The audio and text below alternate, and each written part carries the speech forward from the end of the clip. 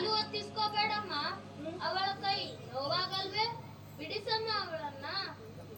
ಅಲ್ಲ ಕಣ, ಅವಳನ್ನ ಬಿಡ್ತಿದ್ರೆ ನನ್ನ ಕಾಲು ಯಾರೋ ಒತ್ತಾರೆ ನೋಡು. ಈ ಮನೆಯಲ್ಲಿ ಕೂಳು ತಿಂದು ಕೆಲಸ ಮಾಡುವ ಆಳುಗಳವರು, ಅವರು ನಮ್ಮ ಕಾಲು ಎಲ್ಲರೂ ಚೆನ್ನಾಗಿ ಒತ್ತಾರೆ. ಹೋಗ್ಲಿ ಬಿಡು, ನೀನು ಸ್ಕೂಲಿಗೆ ಹೋಗಿದ್ಯಾ? ಪಾಠ ಏನು ಹೇಳ್ಕೊಟ್ರು ಓದು ನೋಡೋಣ.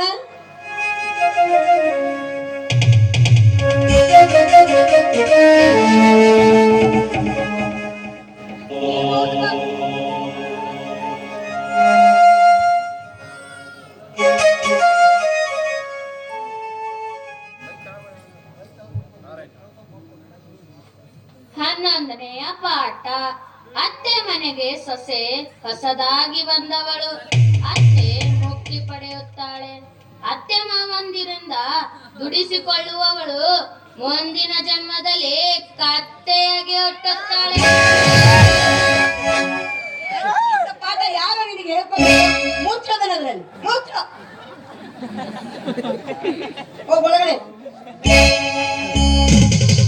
ಏನೇ ಮೆಲ್ಲಕ್ಕೆ ಕಾಲು ಒತ್ತು ಅಂದ್ರೆ ಕತ್ತೆ ತರ ಒತ್ತಾ ಇದೆಯಲ್ಲ, ಮೆಲ್ಲಕ್ಕೆ ಒತ್ತು.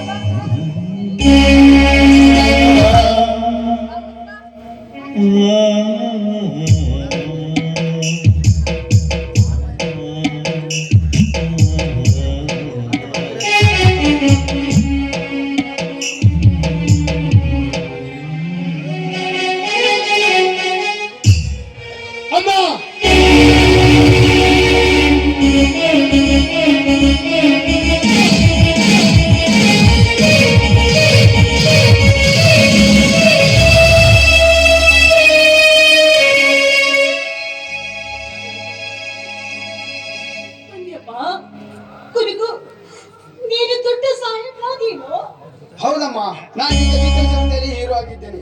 ಈ ಸತ್ತಸದ ವಾರ್ತೆನ ಅಪ್ಪನಿಗೆ ತಿಳಿಸಬೇಕು. ಆತನ ಕೈಯಿಂದ ಈ ರತ್ನ ಮಂಗಲ್ಯವನ್ನು ನಿನ್ನ ತೊಡೆ ಎಲ್ಲಿದ್ದ ನಮ್ಮ ಅಪ್ಪ? ಅಪ್ಪ ಇನ್ನಿಲ್ಲಿ ಅಪ್ಪ ಅಪ್ಪ ರಕ್ತ ಮಾಂಗಲ್ಯವನ್ನು ಕಟ್ಟಬೇಕಾದ ನಿಮ್ಮಪ್ಪ ಸತ್ತು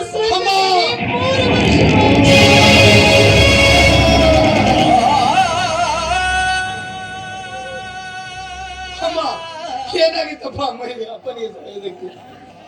ಏನು ಅಂತ ಹೇಳಪ್ಪ ಪಾಪ. ತಂದೆಗಾಗಿ ಮನೆ ಬಾಗಿಲವರೆಗೂ ಬಂದ್ರು ಕೂಡ ಅಣ್ಣ ಅತ್ತಿಗೆ ಇಬ್ರು ಸೇರಿ ಅವಳನ್ನ ಹೊಡೆದು ಬಿಡ್ದು ಮನೆಯಿಂದಾನೆ ಅಡ್ಡು ಬಿಟ್ರಪ್ಪ.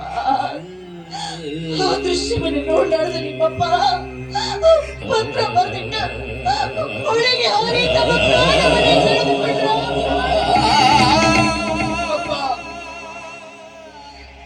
ಕರ್ಮದ ಚಾಣನ ಮಕ್ಕಳ ದುರ್ವರ್ತನೆ ಬೇಸತ್ತು ನೀ ಕೊನೆಗೂ ಆತ್ಮಹತ್ಯೆ ಮಾಡಿಕೊಂಡೆ ಬಿಟ್ಟೆ. ಅಮ್ಮ, ಪ್ರತಿ ತಿಂಗಳು ನಿಮ್ಮ ಹೆಸರಿಗೆ 50,000 ಎಂಬ ಮಾಡ್ತಾನೆ ಬಂದಿದ್ದೇನೆ. ಹೀಗಿದ್ರೆ ಅಶುದು ಬಂದ ಮಗಳಿಗೆ ಇಳಿಯನ್ನ ಹಾಕ್ಲಿಕ್ಕಾಗ್ಲಿಲ್ಲ ಅಮ್ಮ ನಿಮ್ ಕೈ. ಯಾವ ಹಣಪ್ಪ? ಈ ಕೆಲಸದ ಹಣದಲ್ಲಿ 5 ಪೈಸೆ ಹಣವನ್ನು ಕೂಡ ನಾನು ನನ್ನ ಕಣ್ಣಿಂದ ನೋಡಲಿಲ್ಲ. ನೀನು ಸರಿಯಾದ ಸೇವೆಗೆ ಹಣ ಕೇಳಿಸಿದ್ರೆ ನಿಮ್ಮಪ್ಪ ಅವರ ಕೈಯಲ್ಲಿ ಹೊಡಿಸ್ಕೊಂಡು ಆ ಜೀವನಕ್ಕೆ ಬೇಸತ್ತ ಒಳಗೆ ಹಾರಿ ಪ್ರಾಣವನ್ನು ಬಿಡ್ತಿರ್ಲಿಲ್ಲ. ನೀನು ಯಾಕೋ ನನ್ನ ಹೊಟ್ಟೆಯಲ್ಲಿ ಬಿಡ್ತೆ?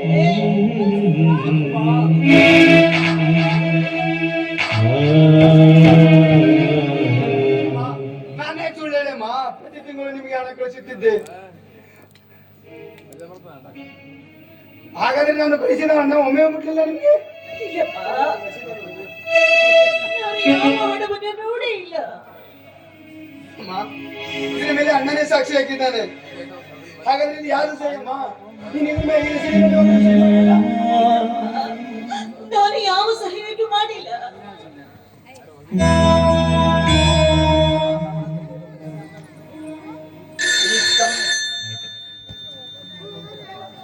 ಹಲೋ ಹಲೋ, ನಾನು ಚಿತ್ರನಟ ರಘುವೀರ, ದಿಲೀಪ್ ಅವರ ಬಂಧು. ಅವರ ಮನೆಯಲ್ಲೇ ಮಾತಾಡ್ತಾ ಇದ್ದೇನೆ.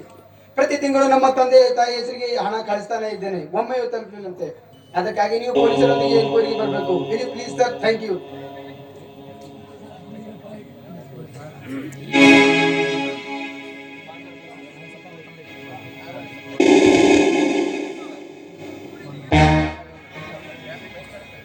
ಓ ರಘುವೀರ, ಹಾ, ರಘುವೀರನೇ. ಆ? ನನ್ನ ಮನೆಯಲ್ಲೇ ಕಾಲಿಟ್ಟು ನನ್ನನ್ನೇ ಗುರಾಯಿಸ್ತೇನೋ ವಂಚಕ.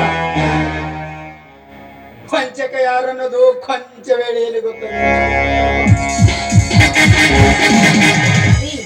ಇವನು ಮಾತು ಕೇಳ್ತಾ ಇದ್ರೆ ಯಾವುದೋ ಆಪತ್ತು ನಮ್ಮ ತಲೆ ಮೇಲೆ ಬರೋದರ ಕಾಣ್ತಾ ಇದೆ. ನಡೀರಿ, ನನಗೆ ಯಾಕೋ ಸರಿ ಅನ್ಸ್ತಾ ಇಲ್ಲ, ಇಲ್ಲಿಂದ ಹೊರಟು ಹೋಗೋಣ. ಅತ್ತಿಗೆ ಒಂದು ಹೆಜ್ಜೆ ಮುಂದಿಟ್ರೆ ಶೂಟ್ ಮಾಡಿ ಬಿಡ್ತೇನೆ.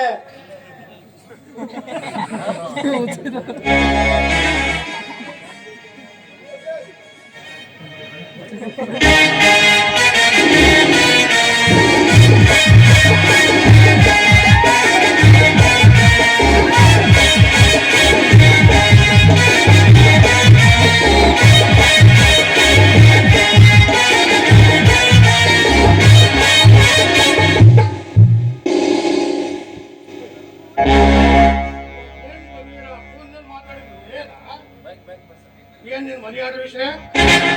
ಎಲ್ಲರೂ ಫೋನ್ ನಲ್ಲೇ ತಿಳಿದ್ನಲ್ಲ ಸರ್. ಎಮೋರಿಷೆಂಟ್ ಏನಾದ್ರು ಇದೆಯಾ ನಿಮ್ ಬಳಿಯಲ್ಲಿ?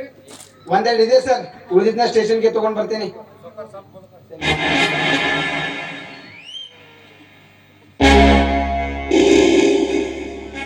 ತಿಳ್ಕೊಂಬ ಅಂದ್ರೆ ಯಾರು?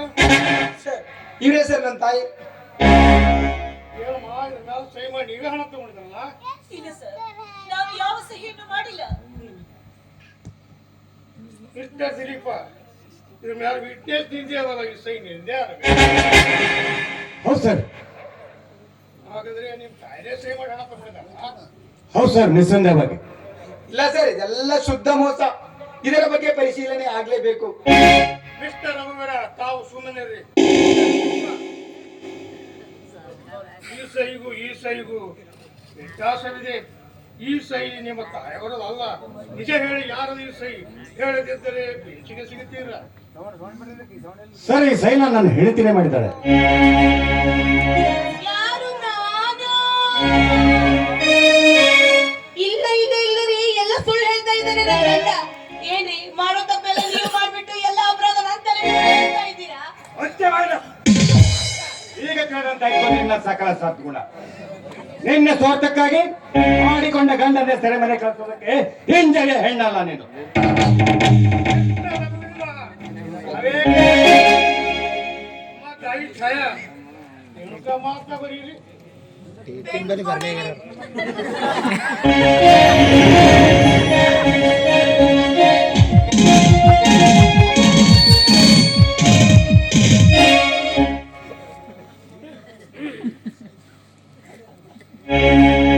ಈ ಸಹಿಗೂ ಹೋಲಿಕೆ ಇದೆ. ಈ ಸಹಿ ಒಂದೇ ಇರಬೇಕು. ಮಿಸ್ಟರ್ ದಿಲೀಪ, ಇಂಥ ಹೇಸಿ ಕೆಲಸ ಮಾಡಬಾರದಿತ್ತು. ಏನೋ ಪರಿಚಯದವರೊಂದು ಅಭಿಮಾನದಿಂದ ನಿಮ್ಮ ಕೈಗೆ ಬೇಡಿ ಹಚ್ಚಿದ್ರೆ ತಪ್ಪಿಸಿದ್ದೇನೆ. ಸ್ಟೇಷನ್ದವರಿಗೆ ಬಂದು ಯಾರಾದರೂ ಜಾಮೀನು ಕೊಟ್ರೆ ಒಬ್ಬರನ್ನು ಮಾತ್ರ ಬಿಡುಗಡೆ ಮಾಡುತ್ತೇನೆ.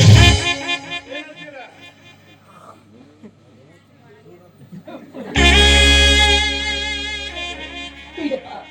ಈಗ ಬಂದಿದ್ದ ಅವ್ರನ್ನ ಪಾರು ಮಾಡು, ಅವ್ರನ್ನ ಬಿಡಿಸ್ಬಿಡಪ್ಪ. ಅಮ್ಮ, ಅಪರಾಧ ಮಾಡಿದವ್ರನ್ನ ಬಿಡಿಸೋ ಹಕ್ಕು ನಮಗಿಲ್ಲ. ಅವರವರ ಕರ್ಮ ಫಲ ಅವರನ್ನು ಅನುಭವಿಸ್ತಾರೆ. ನೀವು ಸುಮ್ಮನೆ ಒಳಗೆ ನಡಿಯಮ್ಮ. ಸರ್, ನಿಮ್ ಕೆಲಸ ಕಂಟಿನ್ಯೂ ಮಾಡಿ.